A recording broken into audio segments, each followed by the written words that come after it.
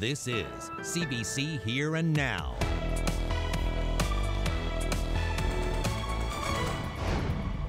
Police take precautions after a sex trade worker is killed. We have added some extra patrols to certain neighborhoods throughout the downtown area. A hazing incident cancels all sports at Stephenville High School. The students are protesting and the police are involved. Giving the edge an edge. English agrees to play ball. I feel you need to have a player of his caliber to win games. Sunshine for most for Thursday. However, a messy mix of snow and rain has prompted special weather statements for Friday into the weekend.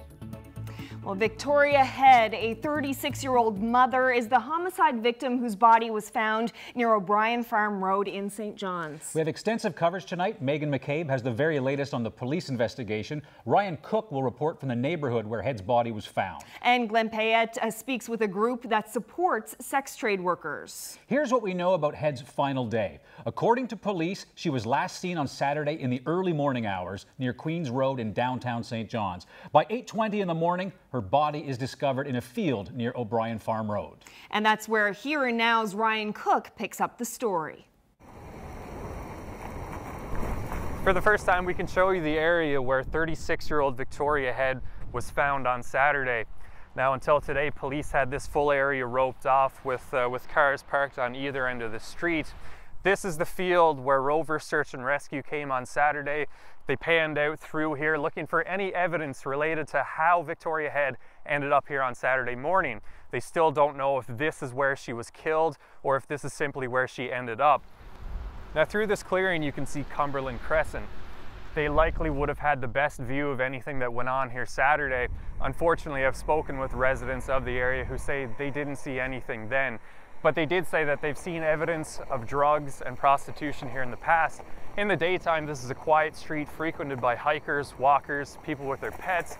But at night, it's a different story. It's dark, it's quiet, interrupted only by the headlights of cars coming and going.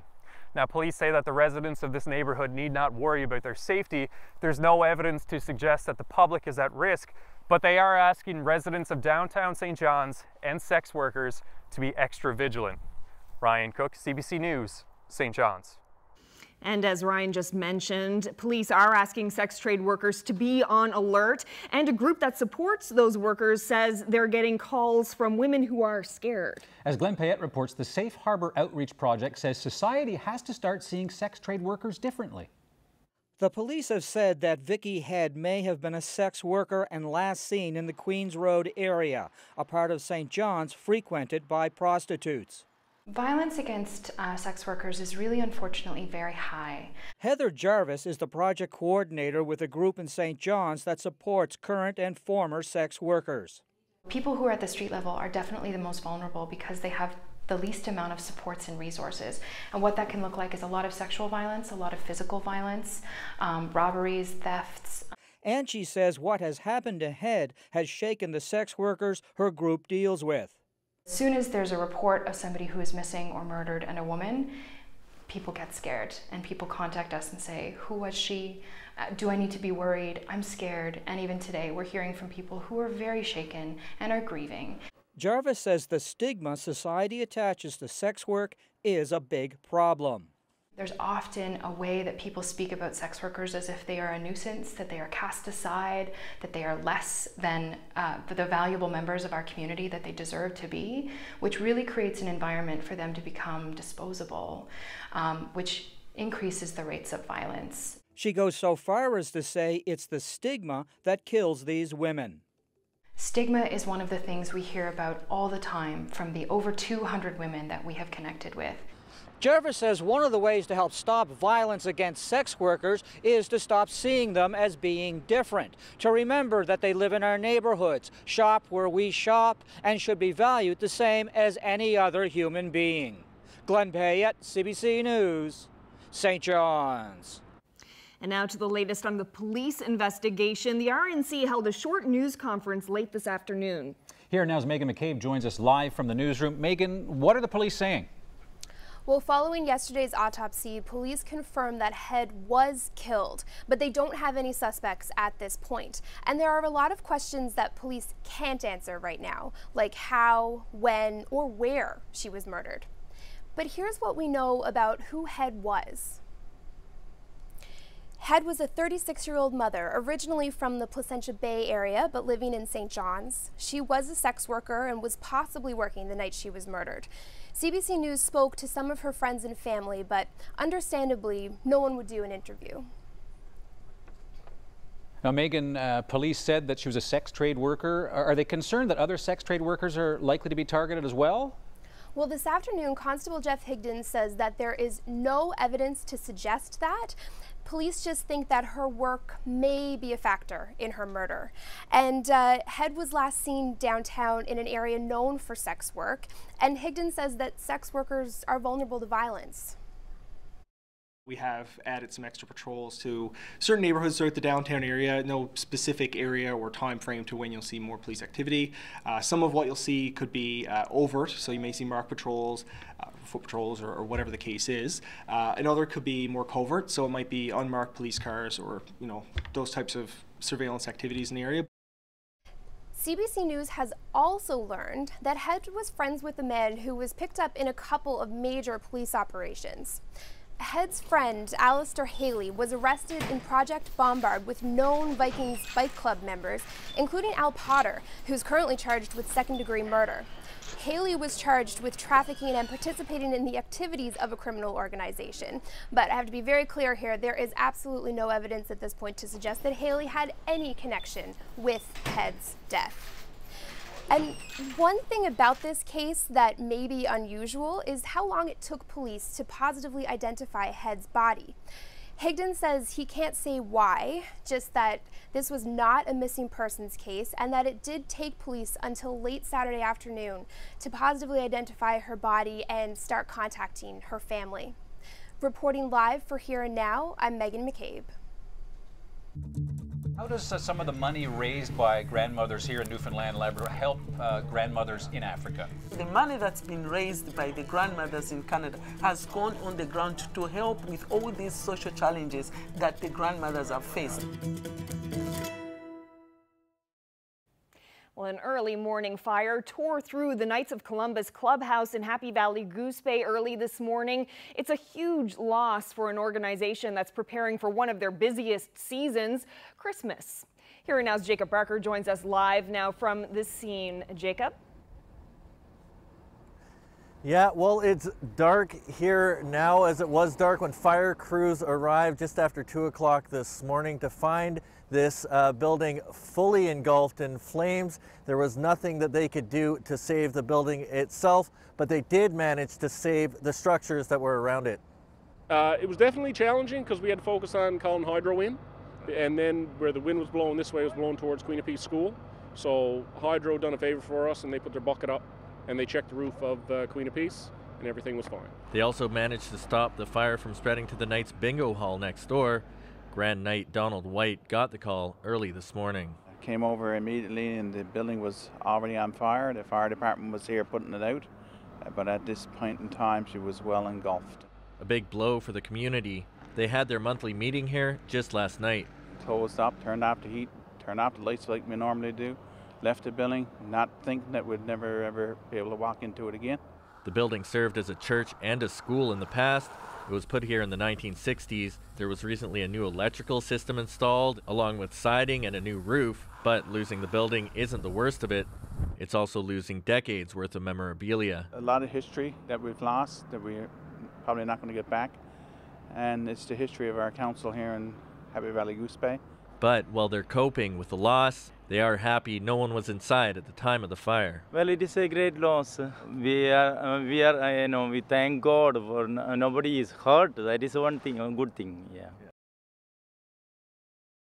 Well, there is no immediate plans. It's still too early for the group to make any plans as to what they're going to be doing in the immediate future, but the building is insured and there is a police investigation to find out just what started this fire. Reporting live for Here and Now in Happy Valley Goose Bay, I'm Jacob Barker. It's going to take longer than expected to demolish the old Belvedere Orphanage building in St. John's, and it's going to cost a lot more. Fire gutted the historic property back in April. City Council awarded a tender 2 months ago to knock down the remaining shell for safety reasons.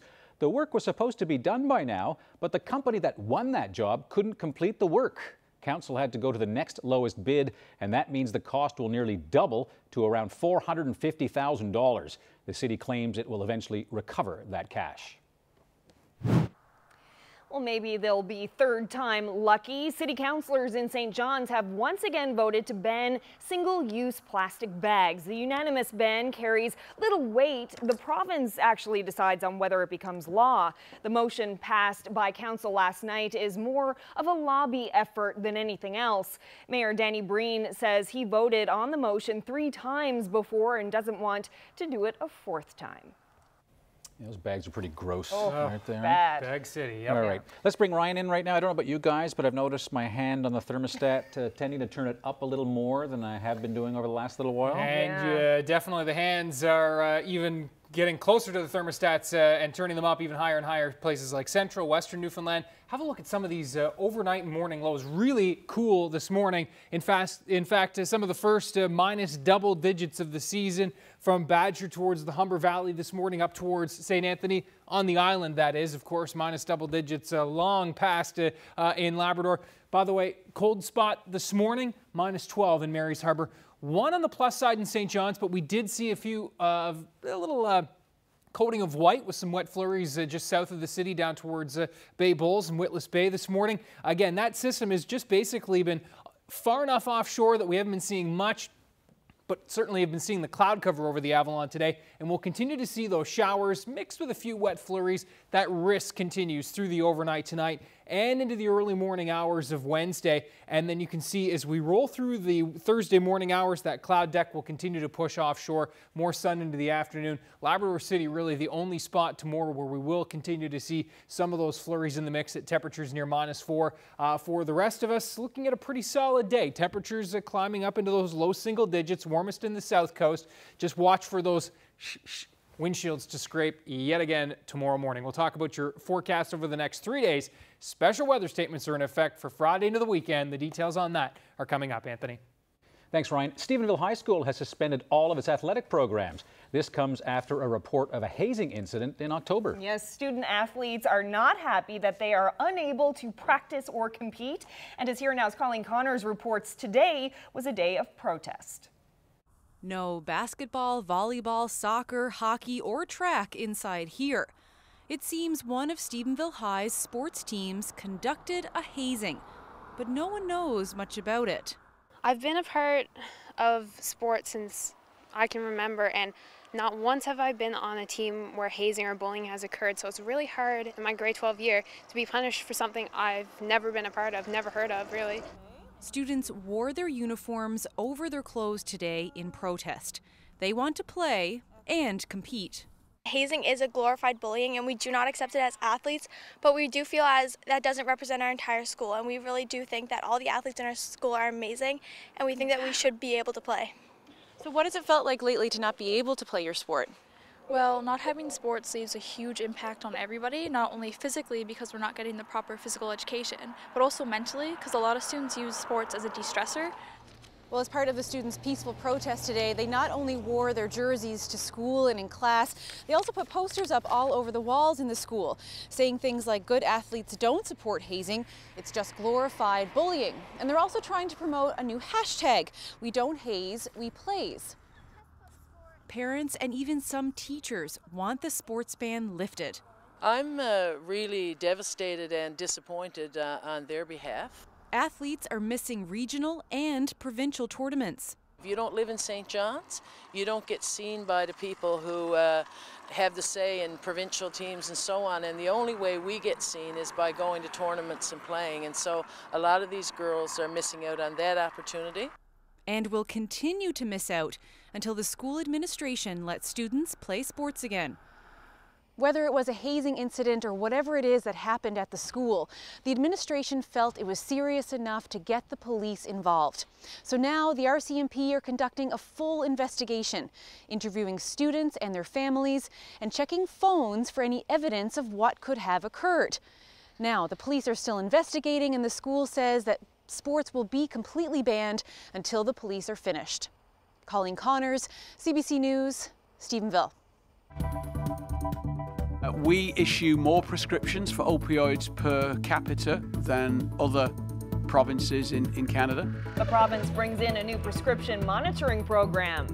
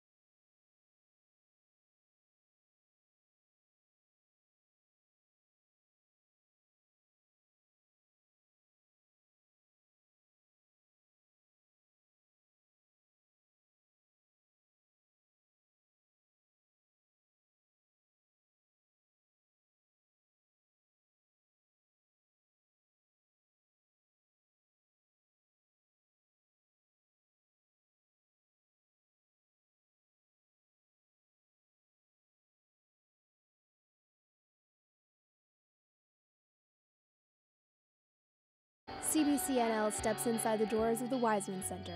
For its clients, the center is their beacon of hope. Homelessness is bad, period, right? But it's good to have a place like this. Join us for our half-hour documentary on November 22nd on CBC TV.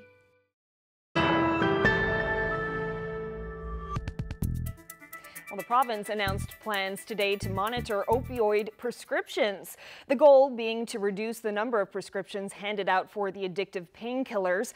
But doctors here are raising concerns. Here and Now's Peter Cowan explains. Newfoundland and Labrador is one of the last provinces in the country to start monitoring opioid prescriptions. And today, the health minister laid out what he hopes the new law will change. One is concerning an excessive use of opioids in general.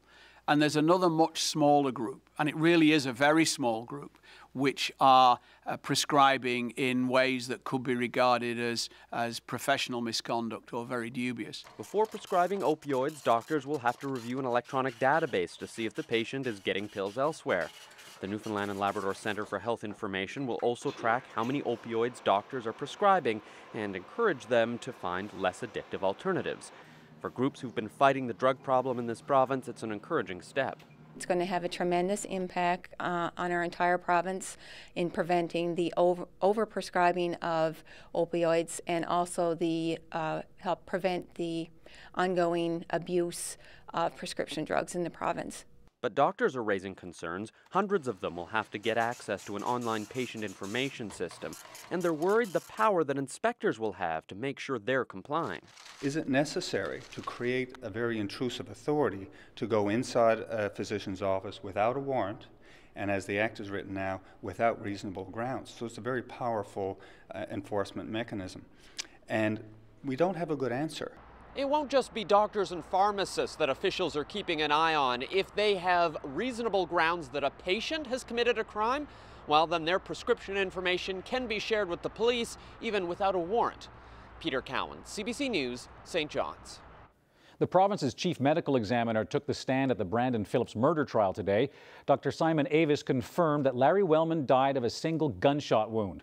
Avis told the jury a single shot fired into Larry Wellman's groin damaged an artery. He explained that a second wound near the victim's abdomen was the bullet's exit wound.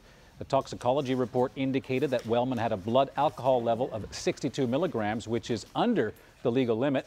Avis said that would be consistent with having a couple of beers. The trial continues tomorrow with testimony expected from 2 members of the RNC's Forensic Identification Unit. If the sight of these makes you feel nervous, we'll show you how little Ellie can help keep you calm.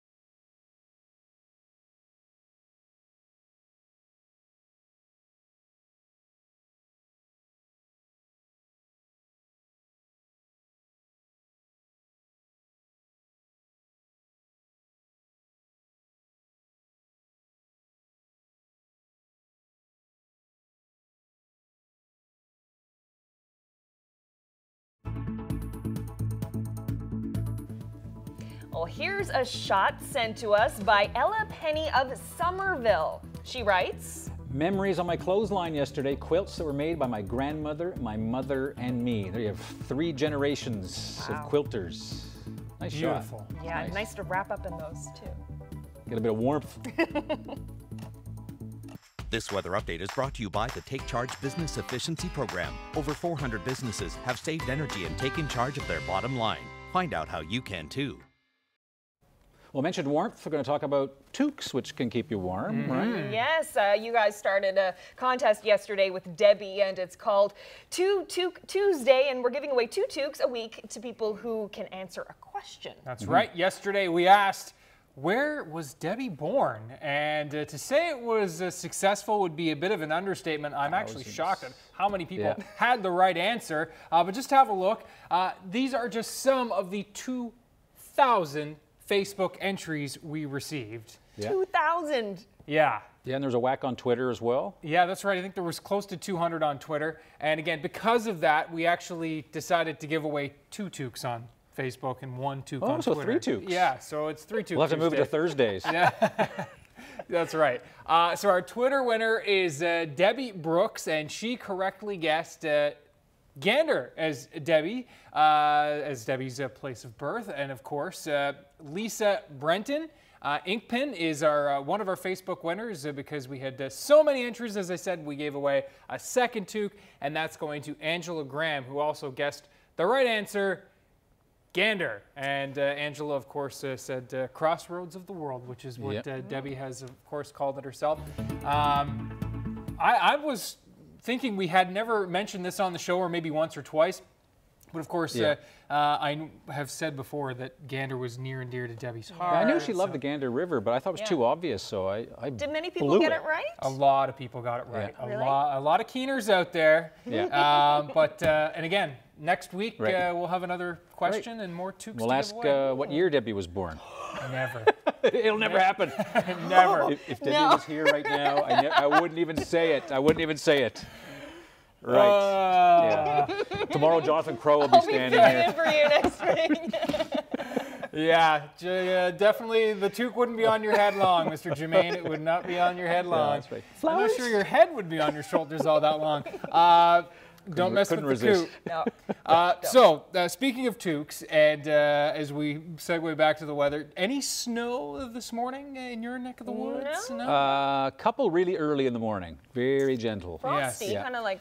Yeah, well, actually a little bit of accumulation just south of the city, down towards the Middle Pond area, as I mentioned earlier, down towards Bay Bulls, Witless Bay, and you can see this was the webcam shot from the Middle Pond camera around 8:30 this morning, and yeah, just a little taste, and certainly the chance of that through the overnight and into tomorrow morning as well. We'll see better chances of some snow mixing in for most of us, but especially central western Newfoundland. And Environment Canada, the Gander Weather Office folks have issued a special weather statement because of this system moving in later Friday into Saturday. And here it is over the Great Lakes, and it is going to be moving again eastward over the next 24 hours and trucking in really in the later stages of Friday, as I mentioned, Friday night into Saturday, really ramping up for the island. Here is how it plays out in terms of your timeline. Note those flurry chances mainly this evening into the overnight. By the time we get to Thursday morning, there's a slight risk, but most of the forecast models have us clearing out through that early morning stretch.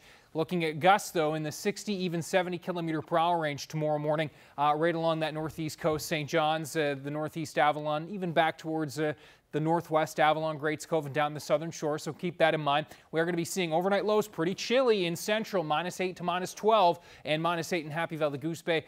A little milder in Labrador City, -5 with winds in from the south and a chance of seeing some flurries. Now watch your timeline through tomorrow. We will continue to see those gusts in the 60, even 70 kilometer per hour range for St. John's, the northeast Avalon. Winds really dropping off away from the system, and as we work our way towards central western parts of Newfoundland under mainly sunny skies. Clouds thickening up tomorrow, Happy Valley Goose Bay. Into the evening hours, clouds will build up for the west coast of the island, the northern peninsula, and southeastern Labrador. Again, winds fairly light here.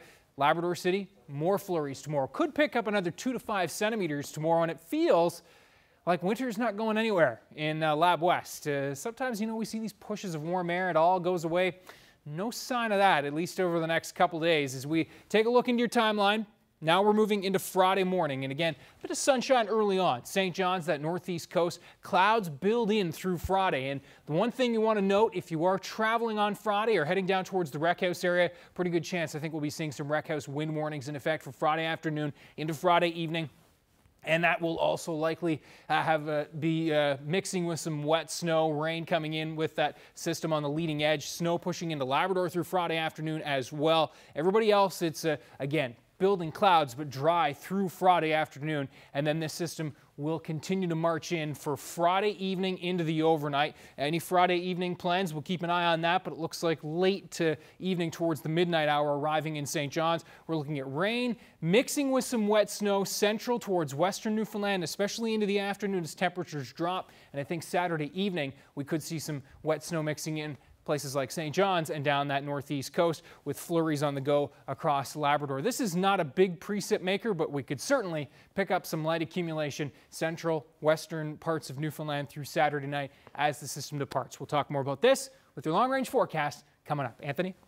Thanks, Ryan. Now, most of us have heard about therapy dogs, those really nice canines that help people with anxiety cope with their problems. Well, this next story, thanks to Carolyn, is about a dental hygienist who uses our furry best friends to calm nervous clients. Yes, Nicole Kiley has hired her miniature schnauzer, Ellie, as a different kind of dental assistant, one that gets to spend the day cuddling.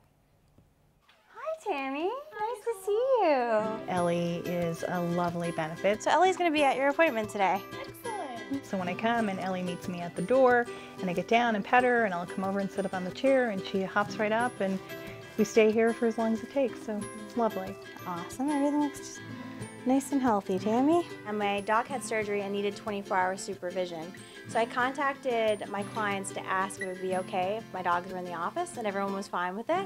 I posted a couple pictures on social media and soon realized that it was something that people were actually interested in. I had, I think, 6 phone calls within a couple hours of posting the pictures of people who had dental anxiety and wanted to come in with the dogs in the office.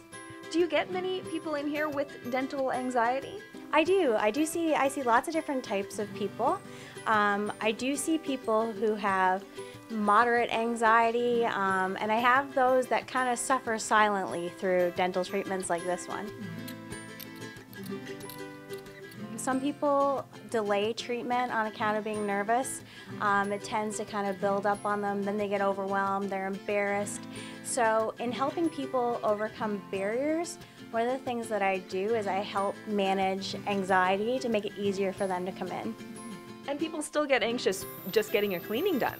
Definitely. There are people who don't enjoy the experience. They don't enjoy the waiting room, the smells, the sounds. I'm not an overly nervous person, and certainly Nicole puts you at ease when you're in her chair, but having Ellie on your lap is a whole different experience.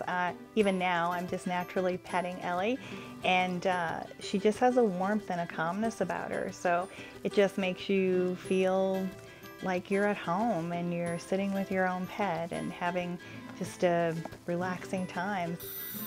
So it takes you away from what's actually happening and to a nice calm place.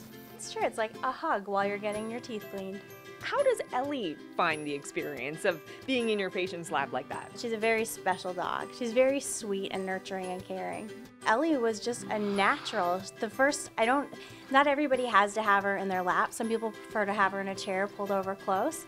But if Ellie's up for it and my client's up for it, Ellie's more than happy to sit on someone's lap. And she's not frightened by the sounds or the noises. My little compressor kicks in and it doesn't bother her at all. So Ellie, do you like being a dental assistant? Okay, but you only get paid with treats and rubs. Does that bother you at all? I really want to help people feel good about looking after themselves. As a dental hygienist, we're one of the few professionals that get to see people regularly, and not just when they're in pain or have infections. So I try to create a nice experience. When they come in, they feel good walking out the door. It was just gorgeous. So is it really difficult interviewing a dog? Well, you know, I think Ellie was just a little bit camera shy. As soon as the camera was off, she was like, yak, yak, yak, yak. Super chatty. Yeah. Sort of canines for the canines. So tune in next week when Carolyn interviews a Siamese cat. It'll be a little trickier for you. The St. John's Edge have added a huge local addition to their lineup. Carl English is joining the team. I'm Germain, and I'll have that story coming up.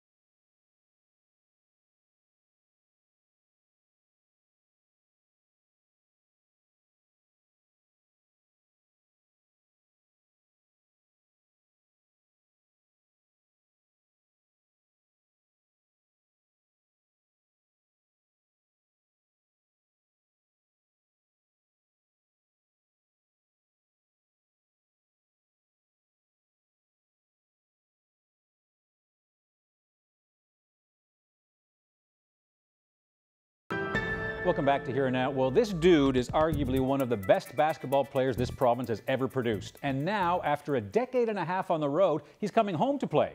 Carl English has signed a deal with the newly formed St. John's Edge, and our own hoopster, Here and Now's Germain, brings you the story. With help from two of his children, Carl English posed with the jersey of his new team. His family, the main reason he signed with the Edge. I want to thank my family. I would say they're probably the #1 reason why this is going down. So obviously, it's an honor to be at home. English's career has taken him all over the world, with stops in Hawaii, Spain, Croatia, Germany, and now, for the first time since 1999, Newfoundland and Labrador. I can bring a lot to this young team. I can bring a lot to the organization, but another big part of what I want to bring is basketball back to Newfoundland. I feel it's gone down over the years. Not much time for press conferences. English quickly joined his new teammates at practice. I feel you need to have a player of his caliber to win games. So will he play? Absolutely, certainly, right away. I expect of him as he expects of himself to be not only one of the best players on our team, if not the best player, but one of the best players in the league. At 36 years old, English will be a leader in the locker room and on the court. He says he's excited to show off the skills that have made him a globe-trotting basketball star. I feel this can be great for the community. I feel it's something that Newfoundlanders can be proud of and get behind. And I'm going to do my best to make sure that it's done correctly and we do it right, but we're also going to need your support. I mean, nothing works without fan support. English and his new teammates only have a few days to get to know each other before their first ever game November 18th in PEI. But many fans will be waiting for English and the St. John's Edge's first ever home game December 1st at Mile One Stadium. Germain, CBC News, St. John's. Well, I don't know if you're a basketball fan, Karen, but a lot of people were really looking forward to this because there was all the sort of hinting that he might, but there was always a money question. Would he want to come back? Would he stay? So there'll be a lot of happy basketball fans here. Yeah, and I'm not a basketball fan, but I would like to go see just because Definitely check it out. Playing. You know, Yeah. I bet there are more people like that. There'll be too, some great for games. Sure. All right, turning now to some national news. For the first time in Canada, a team of surgeons has successfully performed in utero surgery to repair a form of spina bifida. Christine Birak reports. A procedure she'll never remember, but her parents and a team of doctors will never forget. At 20 weeks pregnant, Romelia's son and Romeo Crisostomo found out that after 4 boys, they were having a baby girl, but their joy was short-lived. Doctors told them their daughter had a devastating condition called spina bifida, where part of her spinal cord was exposed, which could lead to paralysis and brain damage. I tried to hold back my tears as I asked all the questions as they popped into my head. You know, what would the extent of the brain damage mean? How is that going to affect her quality of life? Did that mean she's going to be in a lot of pain? There was one surgery that could help repair the damage before she was born, but it was only offered in the U.S. until now. ICOS would be the first in utero spina bifida surgery done in Canada. With a team of 24 clinicians standing by, mom and fetus were put under. Then something went wrong. It's scary. Actually, just before the surgery, the doctors called me and said, you know, we may have to call this off because there's a problem. Doctors weren't sure if they were ready. You don't start the surgery unless everybody on the whole team is absolutely happy with everything. The whole team has to say, okay, we have a go. It's kind of like NASA. And so there were some issues about the findings on the ultrasound. And so we all paused and we looked at it very carefully. And then we all came to the consensus that, yes, we have a go. Sounds tense. It was. Over the next 2.5 hours, doctors would go through the mother's abdomen and uterus and patch a tiny gap on baby Aiko's back where her spinal cord was pushing out, exposing the tissue to damage. Then sew it all back up. She's almost 3 months and she's doing amazing. So her back is healed quite nicely.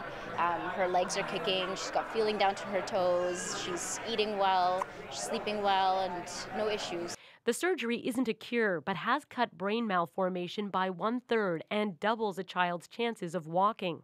A Canadian first that almost didn't happen, offering new hope to families fighting for their small miracles. Christine Birak, CBC News, Toronto. That's an incredible story. Nursing homes, they can be pretty anonymous places where everything looks the same. Too often they're very cold and institutional. But there's a home in New Brunswick that's trying to change that one door at a time. The CBC's Catherine Harrop reports. In just under an hour, Kevin Young and Andy McFarland create a personalized door. The one next to them is fake too. McFarland wasn't sold on the True Doors photographic decals until he saw the residents' reaction. It was quite emotional. There was probably 4 or 5 of them around crying afterwards because it reminded them of the past, I guess. You could almost swear you could push a few letters through the slot. Created by a Dutch art student who wanted her apartment door to have some character, the idea was picked up by nursing homes in Holland. Turned out it helped those with dementia locate their own rooms and more. It's essentially a door that helps us to tell the story of a resident's life, or just to help us get to know a little bit more about the residents through their choices. Yeah, so it's neat. Residents can have a photo taken of a door from their past or select one from a catalog. Greta Spillman decided on multiple images that evoke powerful memories for her. The waterfalls, went on our honeymoon. Our daughters, they see rainbows when they're traveling back and forth to Fredericton. My husband and their father is still looking after us. Jean Reardon Cormier has the door of the Woodland Church. And my daughter got married there. So when she heard about the name, heard about the doors, she says, Mom, let's pick the door of the church. Pamela Spillman brought the idea to her boss, Daphne Noonan. Since then, 24 doors have been chosen.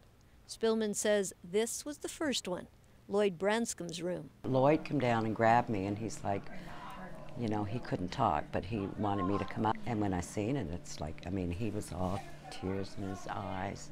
Like, he was just so happy to see it. And even now, he brings everybody around to see that door. Each decal costs between $130 to $170. Nashwauk Villa is now the second care home in the country to use the True Door model. Catherine Harrop, CBC News, Stanley. Girl, it's high time I tell you, no more messing around. No more messing around indeed. Country singer Blake Shelton has been dubbed this year's sexiest man alive. That's according to People magazine. Ryan's pretty ticked. Shelton, the voice coach, is trying to stay humble, saying that at best he's symmetrical. But he does say that he's embracing the crown with the help of his girlfriend, Gwen Stefani.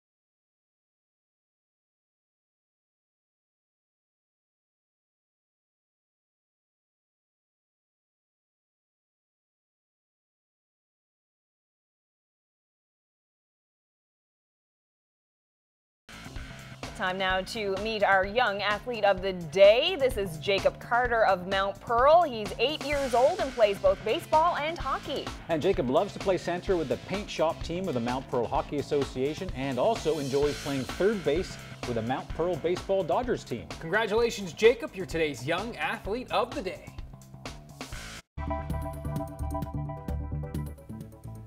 All right, well, here's a shot sent to us by Rich Wheeler. And he says this is breakfast on a fall day in the Pasadena area. Looks like a pretty good bile up there. Absolutely. 'Tis the season for fires and cooking in the outdoors. Would be nice, wouldn't it? Yep, especially bit of on a heat chilly too is not so day. bad off that fire, right? See the snow on the ground there. And we're talking about a little more snow on the ground, especially for areas like Pasadena, western Newfoundland. I think that northwest half of the island from, say, Grand Falls, Windsor out towards Springdale, the Bayvert Peninsula, and of course over the northern peninsula. That's the best chance of seeing some of that snow really accumulating for Friday night into Saturday. Let's have a look at temperatures across Canada, and you can see where big old dip in the jet stream there, and yeah, above freezing right now across the Great Lakes, but a cold push coming in behind with that latest system that is coming in. And again, current temps across Atlantic Canada, you can see with that northerly flow, pretty cool for most of us. And there again is that system moving through the Great Lakes right now, bringing some rain to them, some snow on the backside, and that will then swing through our neck of the woods through the Friday into Saturday time period. And again, we have those special weather statements in effect with this system. here's how things will play out. We've got that wet snow possible tonight across the Avalon into the early morning hours of Thursday, but clearing out pretty quickly, I think, through Thursday morning with some sun and cloud for the afternoon, and a very nice Thursday for most of us as far as mid-November goes. Still a little on the breezy side, though, for St. John's and the Avalon. Keep that in mind. Gusts to 60 kilometers per hour, so a wind chill factor into the afternoon. There's that snow building into Labrador City, the north coast through Thursday afternoon. By the time we get to Friday, building clouds across the island. Sun to start for St. John's up the northeast coast. There's the rain coming in into the afternoon with some gusty southeasterly winds. Now, Friday evening, I think, is where we start to get into that snow accumulation possible. So if you are traveling this weekend, say between Central and Corner Brook, Friday evening, definitely possible to see some accumulation here into Saturday morning as well. A Saturday morning drive from Grand Falls, Windsor to Corner Brook or vice versa or up the Northern Peninsula will be, I think, a snowy one, at least as far as snow coming down. Perhaps even some accumulation on the roads. Snow in southeastern parts of Labrador as well. I think we're mostly rain up towards Gander, Bonavista. Perhaps some wet flurries mixing in into the afternoon, though, as temperatures start to drop and winds shift north. Timing will, of course, be key with this, but there's Saturday afternoon, and I think even some wet snow mixing down through Gander towards the Terra Nova regions. And again, that mix a little more possible into the Saturday evening and overnight period. So there's the next three quickly in case you missed it.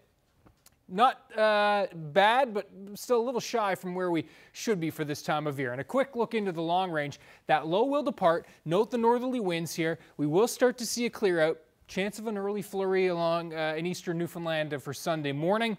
And then our next system will move through as we move into the Sunday night, Monday time period. That's a quick mover. Onshore flurries setting up into Tuesday across the island. And then another system following up for Wednesday. So a very, very active pattern here. Certainly over the next couple days. Looking at some warm pockets in there. Monday, potential for some high single digits across eastern parts of Newfoundland, depending on the timing of that one.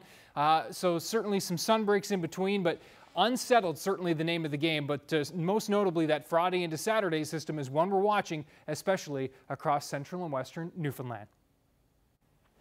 Thanks, Ryan. In national and international news tonight, it appears that the Robert Mugabe era in Zimbabwe is coming to an end. The 93-year-old president has been placed under house arrest by the country's military. Comrade R.G. Mugabe and his family are safe and sound, and their security is guaranteed. That's how Zimbabweans heard the news on their state broadcaster. In the capital of Harare, it's been relatively peaceful, though tanks are in the streets in front of key government buildings. The military is not saying if Mugabe has been removed as president, but it's believed the generals may have taken action as a way to prevent his wife, Grace, from succeeding her husband. There's no question Canadians are big on reward points. The average Canadian is a member of 12 loyalty programs, and many of us have our own sneaky ways of building up points as quickly as possible. Tonight, a story about someone who figured out how to get some remarkable rewards for free. Here's the CBC's Aaron Saltzman.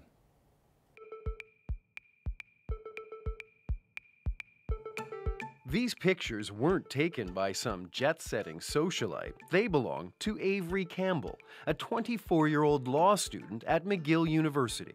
It's not illegal. It's manufactured spending.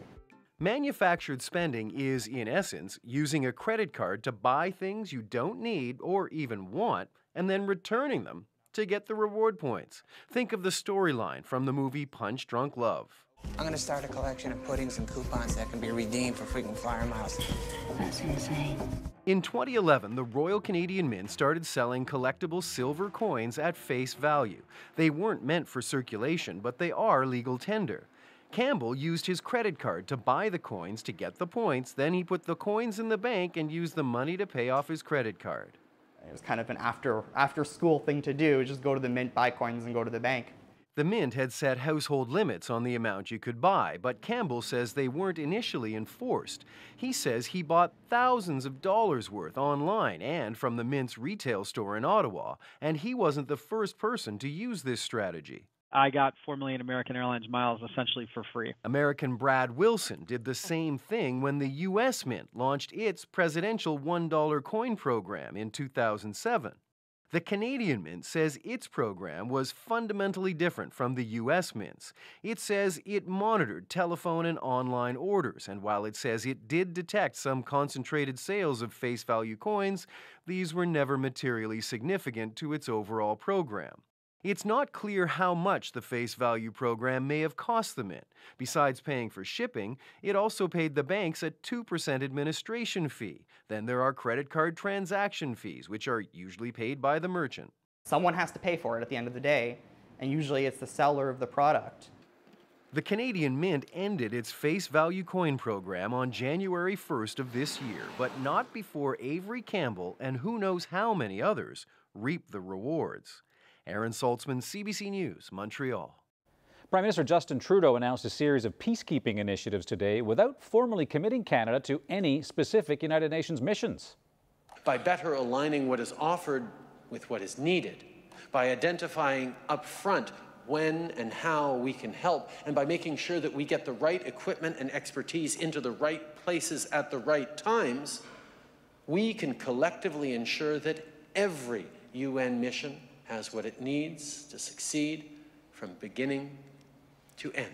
Now, the government is offering a rapid response team of Canadian soldiers, aircraft, as well as military trainers to respond to emergencies. At a major summit in Vancouver, Canada also pledged $21 million to support women in peacekeeping. Last year, the Trudeau government promised up to 600 troops for United Nations operations. Critics are calling today's announcement a climb down from the original commitment. All right, we're changing it up tonight. Instead of name that location, it's name that ice. If you can name the type of ice that this is, you win the answer after the break. Jellyfish ice. Bubble ice. Ring ice. Bubble wrap.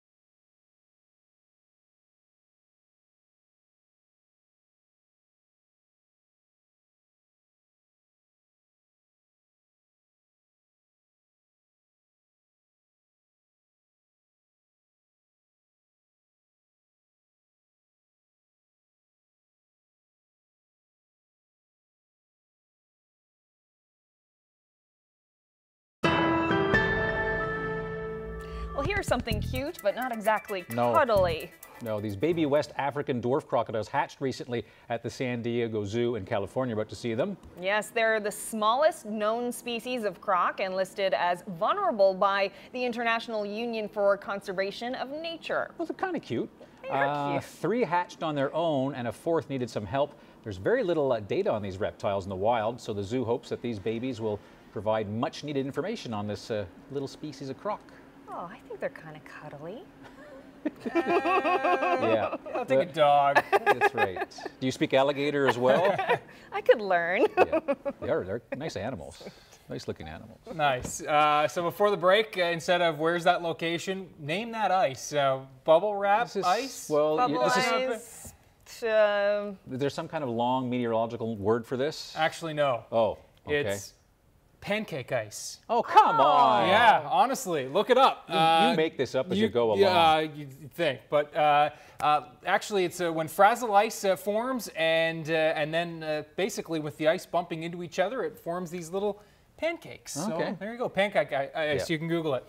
So I had a little interesting bump in today. I went over to see Dr. Fury and get my foot looked at. Is that the competition? Guess who I bumped into? Yeah. So Eddie. he's having his absolutely. So he's having his arm, his wrist looked at, and you know, it's a small world when we both got hurt at the Weather Fight Club, and we're both going to the same orthopedic surgeon. Dangerous being a weatherman these days. That's what happens when you get the weather wrong. But it's kind of interesting because Debbie's not here tonight. She's actually giving out a humanitarian award to Andrew Fury. Now, I thought it was because of his work in Haiti, but it's because he has to fix meteorologists. Absolutely.